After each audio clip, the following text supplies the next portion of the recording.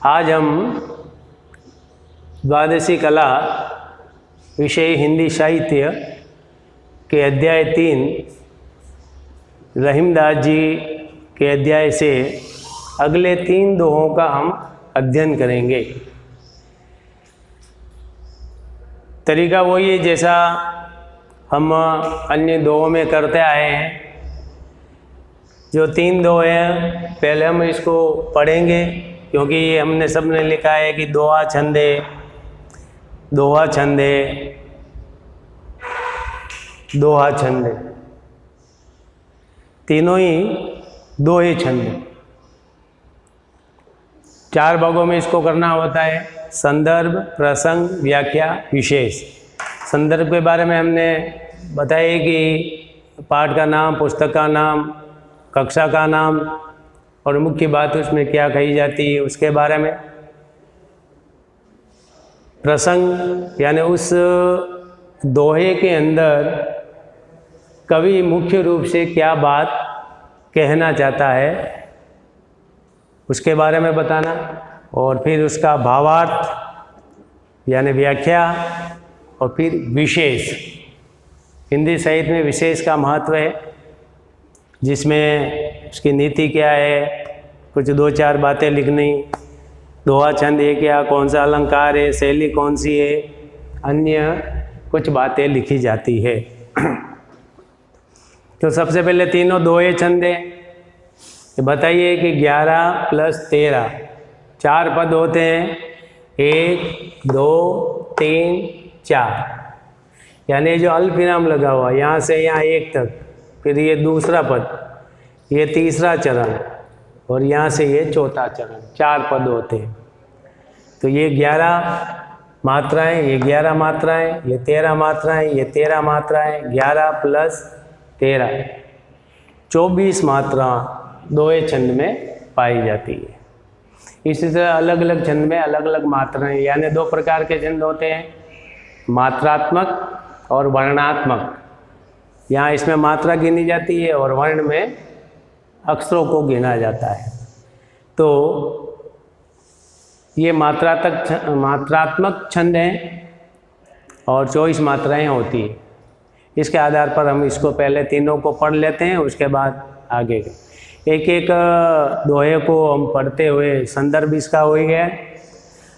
अब इसमें पहले पढ़ लेते हैं, उसके बाद रही मन ओछे नरन सो, बेर बलो ना प्रीत, काटे चाटे स्वान के, दो बाती विपरीत, दो बाती विपरीत। रही मन धागा प्रेम का, मत तोड़ो चटकाए, टूटे से फिर ना जुड़े, जुड़े गांठ पड़ जाए, जुड़े गांठ पड़ जाए। रही मन पानी राखिए, बिन पानी सब सून, पानी गए न उबरे, मोती मानस चून, मोती मानस चून। तो इस प्रकार हमने इसको पढ़ा। अब पहला जो दोहा है कि रहमन ओछे नरन सो, बेर भलो ना प्रीत, काटे चाटे स्वान के, दो बातु विपरीत। इसका जो प्रसंग है नीति विषयक बात है कि ओछे व्यक्तियों से संबंध स्थापित नहीं करना चाहिए। जो जीवन में बहुत सारे इस प्रकार के प्रसंग आते हैं कि जो व्यक्ति ओछा होता है तो अधगर गगरी छलकत जाए, ओछे व्यक्ति में ज्ञान कम होता है लेकिन इतराते ज़्यादा। ऐसे व्यक्तियों के बारे में सावधान किया है। फिर व्याख्या करते हैं कि रहीमदास जी कहते हैं कि ओछे नरन, नरन यानी लोग, ओछे यानी जो निम्न होते हैं, जिनकी सोच व्यवहार नीचा होता है। सो बेर भलो ना प्रीत, यानी उन व्यक्तियों से, बेर यानी दुश्मनी भी अच्छी नहीं है और प्रीत यानी प्रेम भी अच्छा नहीं है, दोनों चीज उनसे नहीं निपटी। काटे चाटे स्वान के, यानी दृष्टांत दिया है यहाँ पर, काटे चाटे स्वान के, दो भांति विपरीत। तो ये दृष्टांत दिया, पहली लाइन उन्होंने समझाई, फिर दृष्टांत दिया है, तो दृष्टांत अलंकार हो गया यहाँ, जैसा हमने लिखा है दृष्टांत अलंकार। तो काटे चाटे स्वान के, या स्वान यानी कुत्ता, दो भांति विपरीत, दोनों बातों में मनुष्य के साथ उल्टा होता है, विपरीत होता है। अब इसको समझते हैं। रहीमदास जी कहते हैं कि जो व्यक्ति निम्न हरकतें करते हैं, ऊंचे हैं, जिनकी भाषा अच्छी नहीं है, जो समाज में उनको अच्छी दृष्टि से नहीं देखा जाता है, जो बोलने का ध्यान नहीं रखते हैं, ऐसे व्यक्तियों से व्यक्ति को न तो उससे प्रेम करना चाहिए, न ही दुश्मनी करनी चाहिए। अगर आप दुश्मनी करोगे तो भी आप पर भारी पड़ेगा, आप दोस्ती करोगे तो भी आप पर भारी पड़ेगा।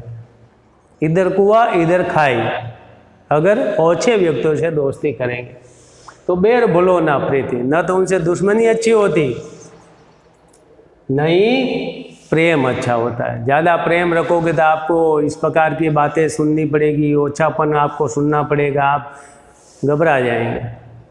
और दुश्मनी करोगे तो भी वो आपकी बुराइयां दूसरों के सामने करेंगे, तो दोनों स्थितियों में बेकार।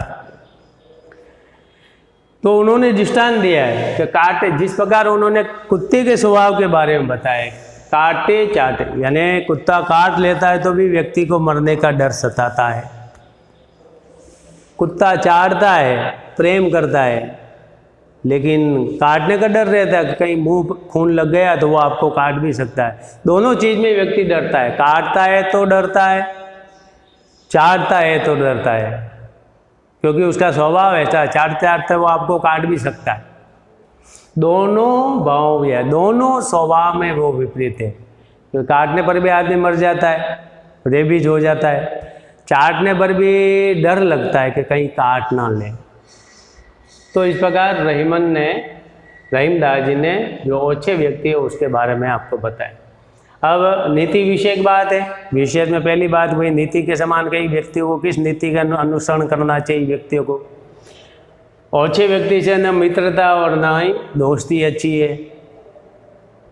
ओछा व्यक्ति होता है, इस अंदर तो मित्र बनाना चाहिए, उसको दुश्मन बनाना चाहिए, दोनों चीज़ें नहीं करनी चाहिए। ब्रज भाषा है, दोहा छंद है, जैसा हमने इस दोहे छंद को उदाहरण पढ़ लिया है।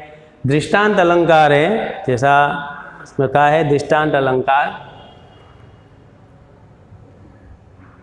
ये पूरी जो लाइन है, काटे चाटे स्वान के दो बातें विपरीत। इस ऊपर की बात को उन्होंने दृष्टांत देकर समझाया, इसलिए यहाँ दृष्टांत अलंकार है। एक बात ऊपर कही जाती है, उसी प्रकार की बात नीचे कही जाती है, तो दृष्टांत अलंकार होता है। तो ये दृष्टांत अलंकार और कथन शैली है, यानी वो कह रहे हैं कि कौन से व्यक्ति अच्छे हैं, कौन से व्यक्ति बुरे हैं।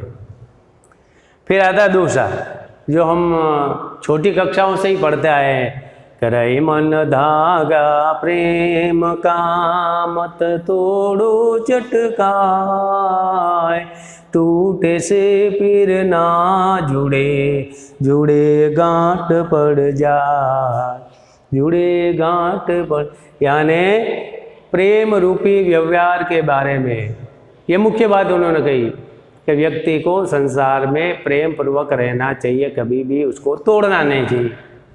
अब सामान्य अर्थ क्या बताए, रहीमदास जी कहते हैं कि जो धागा प्रेम रूपी धागा होता है उसे तोड़ना नहीं चाहिए, और अगर उस धागे को हम तोड़ देते हैं तो वापस मिलता नहीं है, और मिलाते हैं तो उसमें गांठ पड़ जाती है।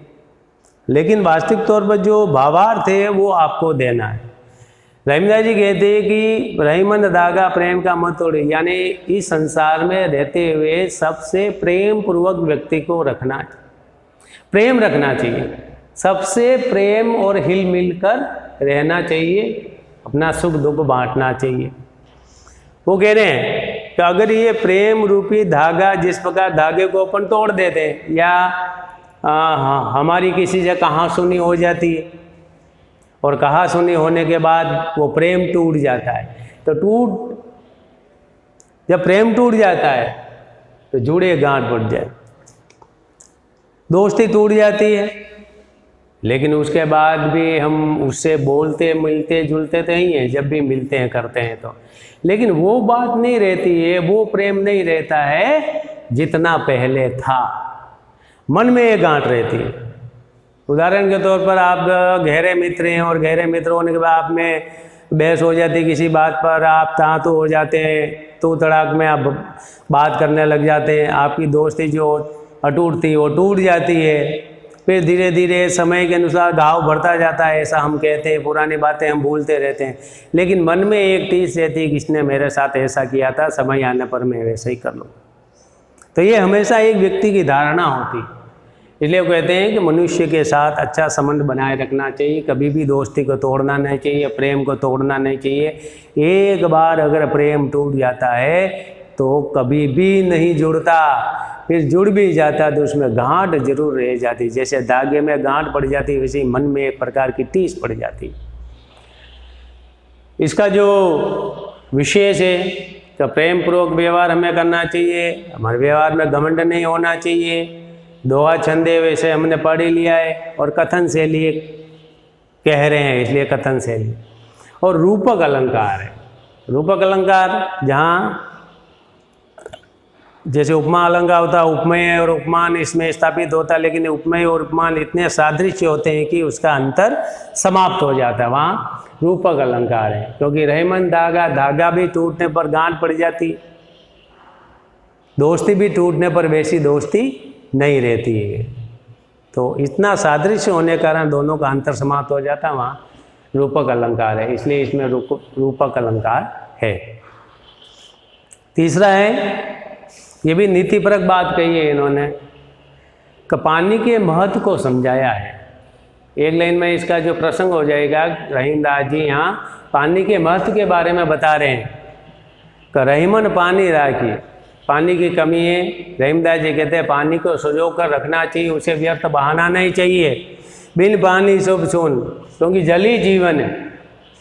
पानी नहीं रहेगा तो सब सूना हो जाएगा, कुछ भी संसार में नहीं रहेगा।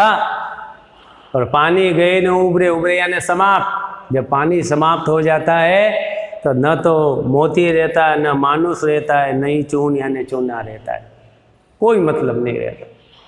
अब इसको भावार्थ में कैसे समझे? जैसे समझा जी कि रहीमन पानी राखिए, बिन पानी सब सुन।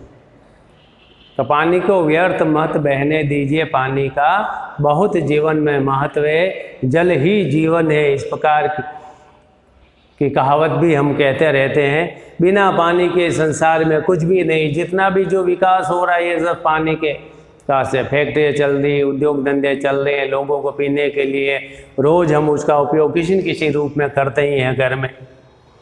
पानी गए न उभरे, अगर पानी संसार से समाप्त हो गया तो तीन चीज इन्होंने बताई है कि पानी के व्यर्थ में मोती, मानुष और चून। मोती जो जल में होता है, समुद्र में होता है, ये समाप्त हो जाएगा। यहाँ मानुष का मतलब होता है मनुष्य, जिसमें मान मर्यादा, लोगों की मर्यादाएं समाप्त हो जाएगी। मानुष का मतलब मर्यादा, इससे संबंध मर्यादा। तीन अर्थ पानी में दिए, चमक, मर्यादा। समुद्र में पानी होता है, पानी और समुद्र में सीपियों में ये मोती पैदा होता है, और जो चमक उसमें पैदा होती है वो पानी से होती है, तो वो चमक समाप्त हो जाएगी। पानी नहीं होने से मनुष्य की जो मर्यादा है वह समाप्त हो जाएगी। जैसे कहते हैं कि व्यक्ति की आंखों में पानी है या नहीं, शर्म है या नहीं, इज्जत है या नहीं, तो पानी का मतलब होता है व्यक्ति की आंखों में पानी जब मर जाता है तो वो अर्थहीन हो जाता है, अमर्यादित हो जाता है, तो मर्यादा समाप्त हो जाए। चून का मतलब होता है चूना, चूना कठोर होता है, पानी डालते तो वो घुल जाता है। बिना पानी के चूने का भी महत्व नहीं रहेगा। जो मकान बनाते हैं उसमें रंग रोगन चूना करते हैं, उसके बारे में कहते। तो तीनों चीज़ बेअर्थ हो जाती है। तो पानी के बारे में इन्होंने बताया कि रहीमन पानी राखिए, बिन पानी सब सुन, पानी गए न उभरे, मोती मानुष। अब इसमें विशेष में दोहा छंद हमने इसको पढ़ा है, कथन शैली है, भाषा ब्रज है ये। पानी के 3 अर्थ बताए, जैसे मैंने बताया कि मोती के अर्थ में चमक है, मानुष के अर्थ में मर्यादा है, चून का मतलब चूना जल, ये सब समाप्त हो जाए बिना पानी के। और मान मर्यादा, इसलिए यहाँ मुख्य रूप से रहीमदास जी कहना चाहते हैं व्यक्ति को अपनी मान मर्यादा के प्रति सजग होना चाहिए और समाज में वो काम नहीं करना चाहिए जिससे कि आपकी इज्जत पर दाग लगे। इसलिए अपनी मान मर्यादा की रक्षा करनी चाहिए व्यक्ति को। अनुप्रास अलंकार है, जहाँ किसी वर्ण की आवृत्ति होती है, मो मा मोती मानुष, मम की आवृत्ति हो रही, तो यहाँ पर अनुप्रास अलंकार है और श्लेष अलंकार है। श्लेष अलंकार उसे कहते हैं जहाँ एक ही शब्द के अलग अलग अर्थ प्रकट होते हैं। अब यहाँ एक अर्थ क्या है, पानी, इसके 3 अर्थ इन्होंने बताए हैं। जैसे पहला है चमक, दूसरा बताया है मर्यादा, तीसरा बताया है चूना, चून। तो ये श्लेष अलंकार है, श्लेष। तो श्लेष अलंकार वहाँ होता है जहाँ एक शब्द के एक से ज़्यादा अर्थ की प्रतीति होती है। यहाँ पर एक पानी शब्द है और पानी के 3 अर्थ दिए हैं, चमक, मर्यादा और चूना। तो यहाँ पर इस अनुप्रास अलंकार के साथ साथ श्लेष अलंकार भी है। तो इस प्रकार हमने संदर्भ, प्रसंग, व्याख्या और विशेष, इन चारों का हमने अध्ययन किया। 3 दोहे, आगे 4 दोहे बाकी हैं, उसके 2 दोहों का हम अध्ययन करेंगे। तो ये पाठ आपका तीसरा पूरा हो जाएगा, उसके बाद हम चौथा पाठ शुरू करेंगे। इसको घर पर आप पढ़ते रहिए। इसका ये जब भेजेंगे तब इसके साथ साथ PPT भी भेजी जाती है, तो उसको बार बार आप देख सकते हैं और वीडियो को भी बार बार देख सकते हैं। उससे संबंधित जो प्रश्नावली भेजी जाती है उसके प्रश्न आपको भेजने हैं, और जो साथ में 3-4 लघुरात्मक प्रश्न भेजे जाते हैं उसको आपको हल करना है, वापस शाम तक भेजना है और इसको बराबर अध्ययन करते रहना।